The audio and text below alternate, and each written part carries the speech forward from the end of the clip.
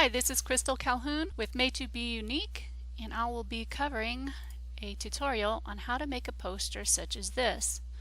It was recently my mother's birthday, and I wanted to give her a surprise with a custom photo manipulation project in a poster form.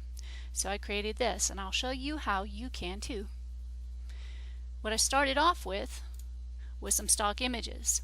You'll notice in the description some links to some amazing free stock images, such as this background here of the space. I created a gradient layer above it to see how it would look, to kind of drown it out and give it another effect, which I thought that this was a little bit too strong. For me, I wanted to subdue it, so I created this gradient. And then I changed the opacity here to 64. I can lower that or I can raise that to see what I like if I want it to be even more subdued.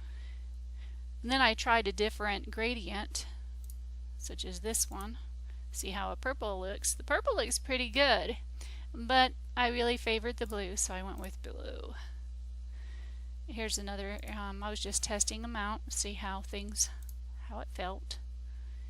That one's nice, but to me it's still a little bit too many colors in the background, so I wanted it more subtle.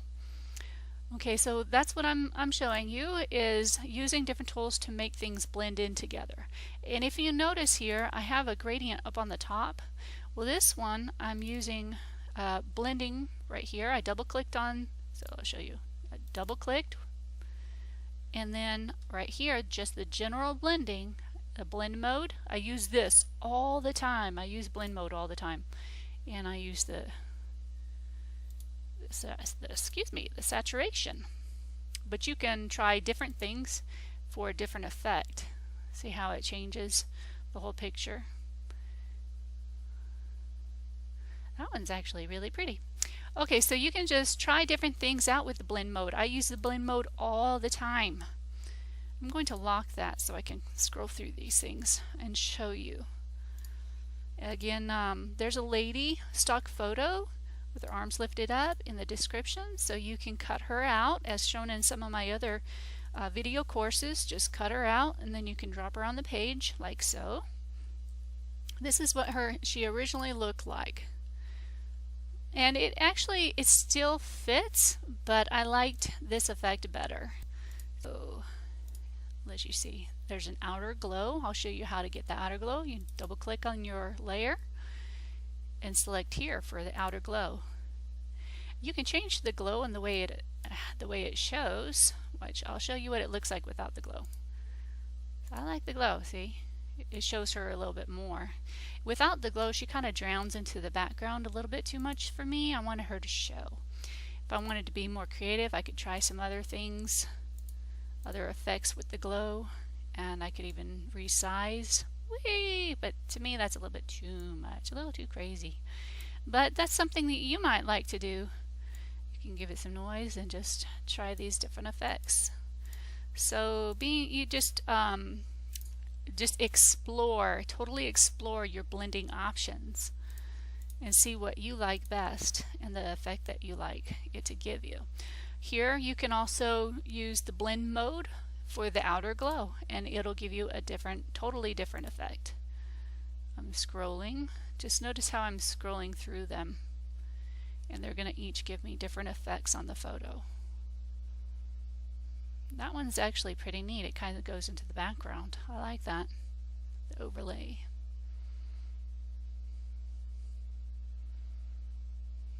Okay, so play around with your images, play around with your blending mode, your general options, your general blending for the whole entire picture, or your blending mode for each of these.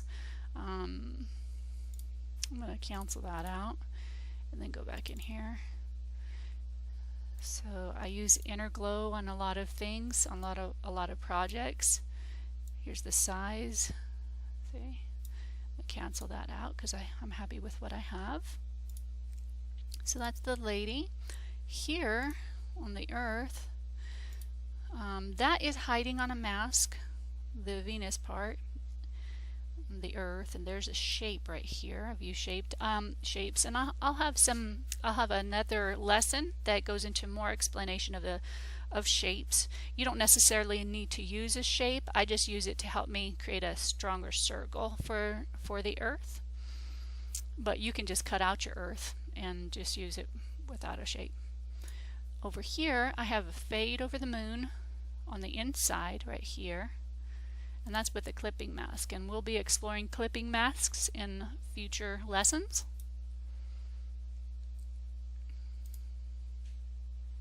Here I have created a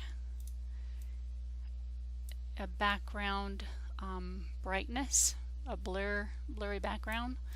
So watch, and I gave it a blending overlay mode. If I just do normal, you'll see it's just a white blur. I'll show you how to create one of those. This is the same, I just made it a lot longer so it kind of reaches out to the moon. This one is just around the earth, primarily around the earth, and then this one reaches out to the moon, and you can always change it in different directions. If you want to focus more on the text, you can shift it over here instead of at the moon. That's up to you. Control-Alt-Z to undo. And then the earth, let's see, this is the shape behind the earth, and I did some effects on that. Over here I did the outer glow. See how it changes? I like it a lot better with the glow than without it.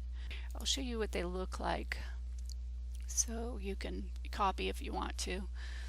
Notice the opacity and the size. Over here the inner glow, notice the opacity and the size. Then over here I have a stroke for 4. It's all white. And it's a normal blend mode. Let's see. That's a linear dodge. This one has the linear dodge as well. So just when you're going through there, just try the different things, or you can copy what I have. We'll be doing another lesson on topography. For here, you should be able to create an image that looks very similar to this, or even better if you want to try different things. You're welcome to explore and try other things that you prefer. I would love to see what you come up with. I hope you have a great day. Enjoy.